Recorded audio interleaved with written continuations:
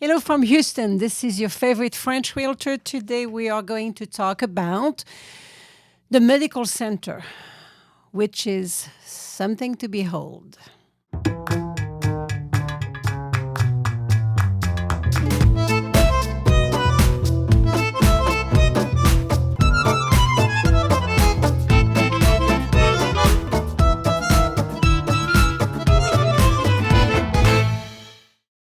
This is a series on zip codes, Houston's zip codes.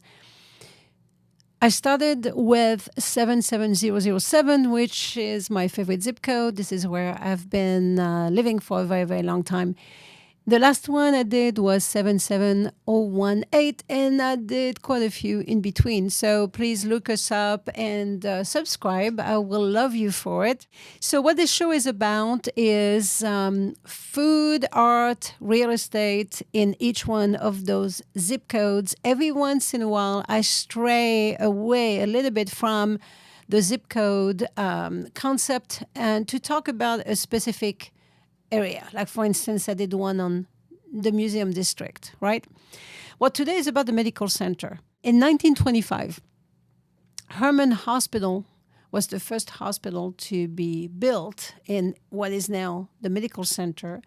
And in 1925, it admits its first patient. In 1942, the University of Texas creates MD Anderson Hospital of Cancer and Research of the University of Texas. So our first cancer hospital came in the 40s, and it was followed in 43 by Baylor College of Medicine that moved into the medical center and became a member. Now, that was 80 years ago. Now we basically have what is the largest medical complex in the world. And we're very proud of it. We have more than 20 hospitals in the medical center. It covers 50 acres, and it's got like 50 million square feet of development. So this is a very, very large center. And just to give you a few more numbers, because it's kind of appropriate in this particular subject, over 100,000 people work at the medical center. So it's quite large. 8 million patients visit every year. Babies, one baby is delivered every 20 minutes at the Texas Children's Hospital, and I think that's kind of cute. This is also where, in 1964, Dr. Michael DeBakey performed the first coronary bypass procedure, which was a huge event, as you know, I'm sure. And in 1968, Dr. Denton Cooley performed one of the first heart transplants in the U.S. So the medical center has been the scene for extraordinary medical feats, and it keeps on being that. It's a huge stage for medical research and medical accomplishments. And I've given you some number, and you're thinking, wow, it's big. Well, wait, there's more. There is currently $3 billion worth of planned development in the medical center. Actually, the president of the medical center has announced fairly recently that they plan on doubling the size of the medical center within the next 5 to 10 years. So imagine that. It's already so large, and it's going to be even larger. So it's very possible that at some point, when we talk about Houston, we're not going to think NASA necessarily. We're probably going to think medical center. We're probably already there, but, just a thought. So this is for, a quick rundown on what the medical center is about. And it's absolutely huge.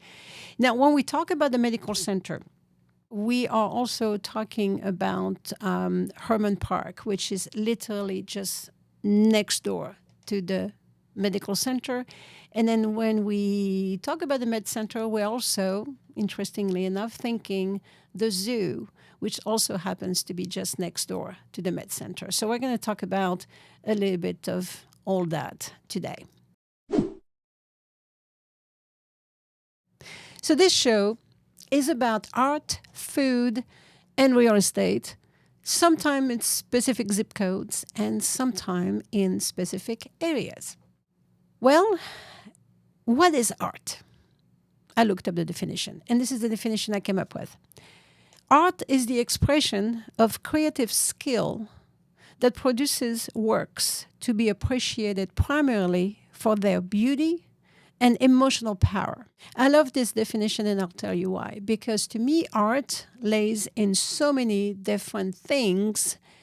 As long as something moves you, in my book, it could be art. Very often, it is art.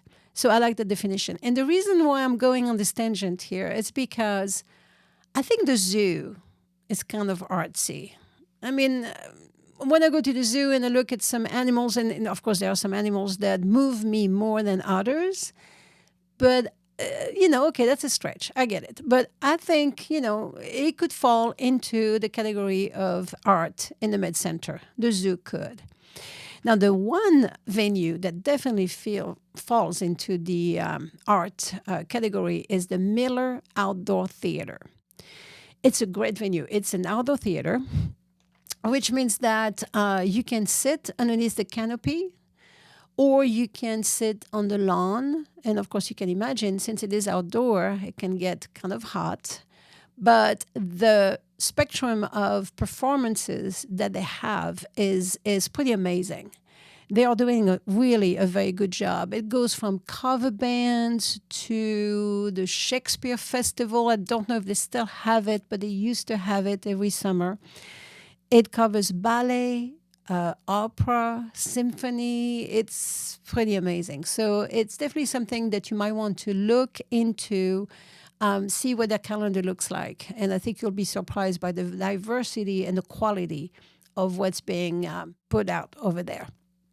The other thing about the Miller Outdoor Theater is that it's free. So that's kind of nice. So if you want to sit on a chair in opposition to the grass, and that would be my choice, then what you need to do is you need to go online and basically reserve a ticket. So again, it's free, but you have to have a ticket if you want to have a chair. So food for thought. Or you can sit on the hill, which is an option. All right, and then let's talk about Herman Park a little bit.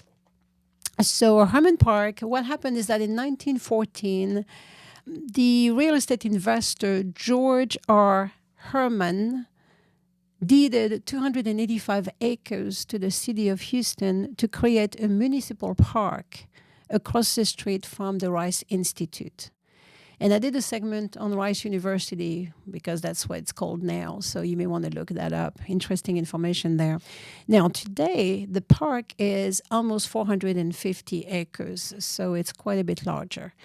And the parts of the park that I like best, even though to tell you the truth, all of it is pretty darn amazing, but there is a Centennial Green, and it's got a mount that you can actually, go up in a spiral like this. It's about 30 feet tall. And by the way, by the time you get to the point, to the top, you will be winded. I'm just telling you.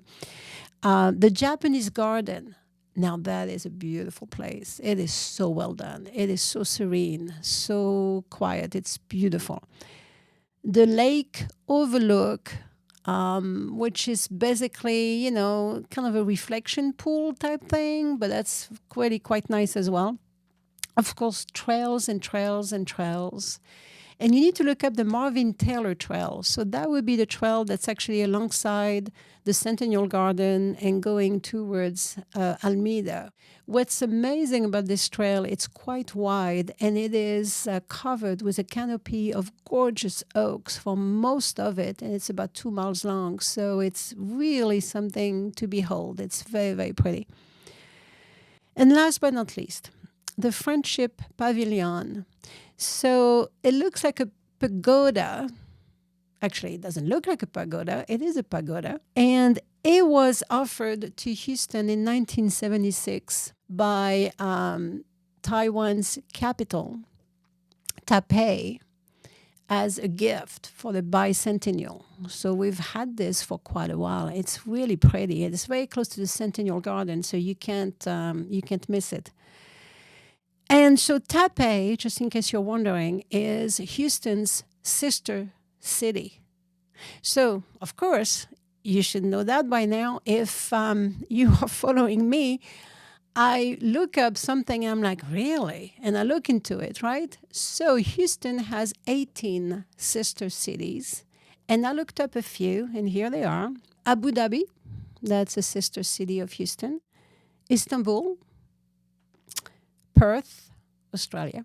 And Nice, France. I didn't know that. Yay, France. Cool. Why Nice? I have no idea, but why not? It's nice. Nice. Why not? So the whole thing about the sister cities was actually launched in 1956 by President Eisenhower. And his purpose was to establish links with other countries to exchange people, ideas, and cultures. So it goes back to 1956. And there is a nonprofit organization that kind of overlooks the sister cities thing. It's called Sister Cities International. Now, I knew about this because I remember growing up in France, we had sister cities in Germany, Italy, Spain. So it's a little bit, I don't know if it's everywhere, but it's definitely in Europe as well. So I thought it was kind of nice. So there you have it, sister cities. All right, now let's talk about the zoo. So the zoo was opened in 1922. So many things happened in the first 20 years of the 20th century in this town, you know. The Rice Institute in 1912, West University in 1910. I mean, all kinds of things, really. There must have been a busy time, those years between 1900 and 1920 in Houston, Texas. The zoo started on a very small plot of land with one bison, and his name was Earl. And now it's got 53 acres, and it's growing. It's got 6,000 animals, 600 species. It's got a red panda. So let's stop here for a second. A red panda has got nothing to do with panda bears, because red pandas are not bears. I was told very recently that pandas are closer to the raccoon. So there you have it. Learn stuff every day. So what's cool about the zoo? Well, besides the obvious, which is stroll around and take a look at beautiful animals, there's all kinds of stuff you can do at the zoo. And I didn't know that until I looked it up. There are 12 different venues within the zoo that you can rent for events. And events, we're talking weddings or just, business meetings or whatever you want to do, okay? So you can do your wedding at the zoo. How cool would that be? Why didn't I think about that a long time ago? And if you want to go bigger than that, are you ready for this? You can rent the entire zoo. I kid you not. I had no idea. Now, it's after hours when everybody's gone, right? But you can rent the entire zoo. You get up to 1,000 tickets included in the cost of renting the entire zoo. And no, I did not look it up. I should have, but did not. So feel free to do that. I would love to hear your comments on this. You can have the zoo to yourself for 4 hours. And then there's all kinds of different things that you can have. Like, for instance, feed the animals, observe the feeding of the animals, talk with keepers. So you can really make something pretty amazing out of this. Can you imagine having the zoo for yourself? I just think it's pretty amazing. So yes, Houston Zoo, look it up. It's a fun space with all kinds of potential uses. All right, now that I convinced you that going to the zoo was kind of an artistic experience, hopefully I did convince you of that. Now we're going to talk about food. So food in 77030. So that is not an area of town where I go and eat. Full disclosure, it really is not. I mean, after all, it is the medical center, right? So while there are some interesting restaurants on the fringe of the med center, like closer to the Miller Theater, and I will give you the name of one that I really like. Mostly, I was looking at what are the options within the med center. And two restaurants came up in my search. The first one is Terrace 54. And I really dug into it a little bit, and it seems like it's definitely a fancy place. It looks pretty darn good. You can dine on a rooftop terrace. It's within the West End of Dryden, so it's on the edge of the Med Center. There is another one that is called Third Coast, and this is a restaurant that's done by Wolfgang Puck. And that one, I'm told, is difficult to find because it's on Gertner. And if you know the medical center, Gertner is a dirty word. It's very difficult to navigate around Gertner. I know that. And it's in a building off of Gertner. It's on the 6th floor, so you probably have to do a little bit of looking around to find it. But I am told it's very much worth the effort. So that's something that you might want to check into. Close to the Miller Theater, there is Lucille, which I have mentioned in a previous segment. Lucille is a wonderful find. It's soul food, kind of modernized and reinvented. I've never had a bad meal there. I mean, their fried green tomatoes are fantastic. Their grit are fantastic as well. And then my other favorite, that's very close to the Miller Theater, so it's not really medical center, but it's close enough, would be the Monarch at Hotel Zaza. I love that place. It's pretty. The food is good. The service is good. And it's basically between the Miller Theater and the Museum of Fine Arts. And I'm sorry, but in my book, it doesn't get better than this. Last but not least, real estate in the medical center. Well, so let's think about it this way. Doctors are on call for the most part, maybe nurses too, I suppose. So there are some neighborhoods very, very close to the medical center that are especially convenient to doctors, especially convenient to nurses and medical staff. My personal experience with this is that 25 years ago, I knew for a fact that my children's pediatrician and my OBGYN both lived in the same neighborhood, which is literally 5-10 minutes away from the Med Center. It's called Old Braeswood, and that's a gem of a neighborhood right there. It's just south of Holcomb Boulevard. It's between Holcomb and Main, and it's a beautiful small neighborhood with large lots, older homes, big homes, stately homes. And again, my two doctors lived there, and there was a reason for it. They could have gone to West University. They could have gone to Bel Air, which is just further down Holcomb and Bel Air Boulevard, not terribly far. But they wanted to be very, very close, and that's what it shows. So I think that's interesting. The other neighborhood that's literally just south of Rice and west of the medical center is called Southgate. And that's another really interesting neighborhood. Beautiful homes, beautiful lots, pricey as well, but super, super, super convenient to the medical center. So these are, pretty much the options for real estate if you want to stay very close. And also, there are many, many, many, many condos, many condo complexes along the road and around the medical center. So there's plenty of real estate there that is very, very conveniently placed. So this is real estate in the Med Center. Thank you so much for following me. Thank you so much for listening to my going on and on about food, art, and real estate and different places in Houston that I love.